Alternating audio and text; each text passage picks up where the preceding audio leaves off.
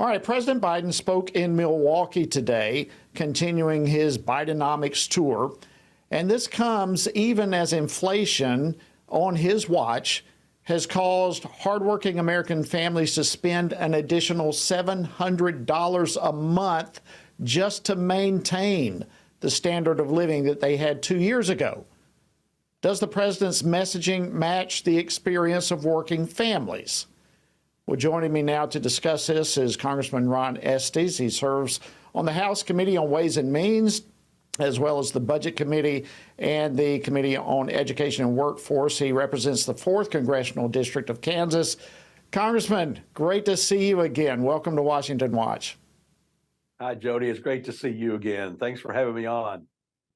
Well, it's always an honor. I miss you. It's great to have you here with us. All right, listen, I want to jump into Bidenomics and get your opinion on that, but obviously the big news of the day is the indictment against President Trump. Just real quickly, before we get into Bidenomics, what are your thoughts? Yeah, it really is a politically motivated, driven indictment. I mean, you know the people that are involved in Georgia more than I do, but obviously it's been 2.5 years since the election. If they were trying to do something, instead they waited till President Trump had announced for a re-election campaign, and it's shifted the focus away from the fires, the cities burning up in Maui, shifted the focus away from the second-year anniversary of Afghanistan and the failures there and the pullout there. It's just kind of indication of how wrong the president has been on so many things. I mean, he talks about Bidenomics being something good, but just like he was wrong on inflation, he was wrong talking about that he wasn't involved in Hunter Biden's business dealings, that he says that Biden-inflation's helpful for Americans, and that's not the story that we're seeing. As you said, individuals are paying $700 more per month.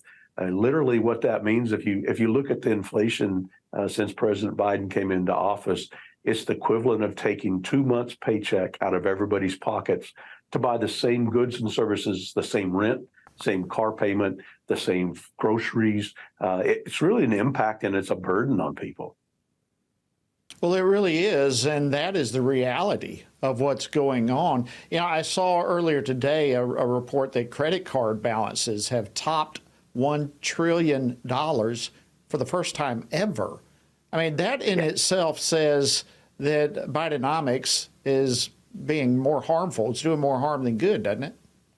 Yeah, it really does. And one of the things they touted about that in last month's report was that the GDP grew, but it grew because of more grocery purchases being put on credit card balances. So people are having to use their credit cards to actually buy groceries to feed themselves. And that just adds more and more burden. And that means that you have to pay that out over time. We're seeing stories here in Kansas where people don't have the money to buy the same back to school supplies that they need. And of course, gas prices, we've seen them. Normally gas prices go up leading into summer, and then after July 4th, they start to taper off. But now they're starting to rise back again. We're seeing that. The credit card pricing, as you said, is a tremendous burden, and it's an impact that takes money out of people's pockets, and they don't have the money to actually pay for the things that they need. Yeah, and you know, even the gas prices, the Strategic Petroleum Reserve, as you well know, was utilized when probably it should not have been to try to get the prices of gasoline down. Well, now we've used up a significant portion of that reserve, enough to where I'm hearing it's going to take decades to refill it. And so kind of that spigot is being shut off and gas prices going right back up. But let's continue here. The credit card debt just from April to June, it went up $45 billion, as you're referencing. I mean, that's 4% just in that short period of time. And as we mentioned, going over $1 trillion. And yet, and I want to, I couldn't help but just shake my head in wonder with the president today saying that Bidenomics is just another way of saying restoring the American dream. I mean, it's troubling news, reality of what's happening. What are your thoughts on him making that kind of a statement? It really is. It's indicative that he doesn't understand what's going on. And like I said earlier, he was wrong when he talked about inflation wasn't going to be a problem with all the government spending, and he started. He was wrong in saying it was going to be an easy pull out of Afghanistan and that Taliban wouldn't take over. He's wrong in saying that he wasn't going to be involved in hadn't been involved in Hunter Biden's business dealings. And now we're seeing the consequences of the pocketbook impacts that are affecting Americans, the cost of inflation and actually real wages being down because of that impact on them. And more troubling news, and you're hitting all over it, but I also saw that people are using, for hardship reasons, using their 401k accounts.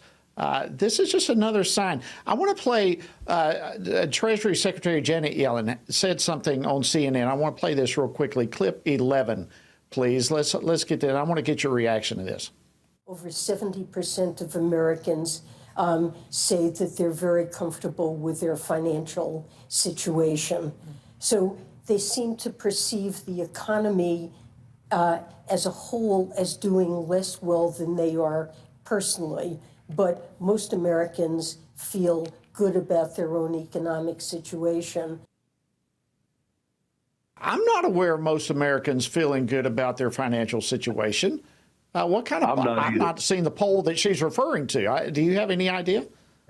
I have no idea what poll she could be referring to. I mean, nothing I've seen ever says anything like that Americans are comfortable. The polls I see is a majority of people that are uncomfortable with their economic situation in terms of the amount of money they have in their pocketbook, and they're concerned for the growth in the economy, concerned for their future well-being. And you talked about, you mentioned about 401ks. I mean, the statistics coming out now that there's more and more hardship withdrawals coming out of 401k accounts, which means people can't afford to save for their retirement because they're having to spend that money today for the things that they need. And I just don't understand it. The whole administration seems to just miss the boat on so many things. And it's unfortunate because the American people end up suffering because of that.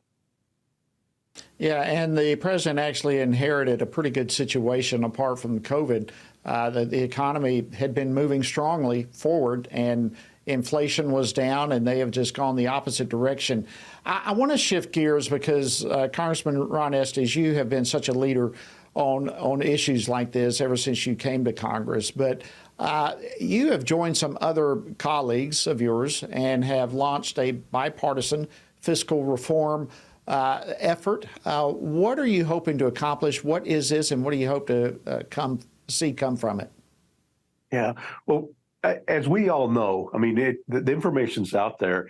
Our national debt is large, it's looming, and it continues to grow. And it's because this continuing overspending of the revenue. And there is no money tree in Washington, D.C. And so what we're seeing, and there's some Democrats and some Republicans that are out there actively taking a role looking at what do we do going forward? Because this is not sustainable. This is not something that we should want to leave to our kids and grandkids. And so we understand that the country and the economy continues to grow, and there's a need to make some prudent investments, but it doesn't make sense to just spend willy-nilly more than what you have coming in. And what we've seen continuously is more and more programs that are not just continuing to grow, but continue to increase each year. So we've got to make some hard decisions on let's not spend more money year over year. Let's look at freezing. Maybe we should freeze our spending for a couple of years, or maybe even one of the things that we're advocating for the fiscal 2024 budget is let's spend at the fiscal 2022 level. That was only a year and a half ago that we were spending at the fiscal 22 level. It wasn't bad times. It was actually pretty good. There was a lot of good things that were being done then. And we'd save over $130 billion if we just spend at the same rate that we were spending at, less than a year and a half ago. So that's the focus that we need to have. And the group's trying to work on different ideas. Obviously, there's issues ranging from discretionary spending, whether it's defense or whether it's health and human services.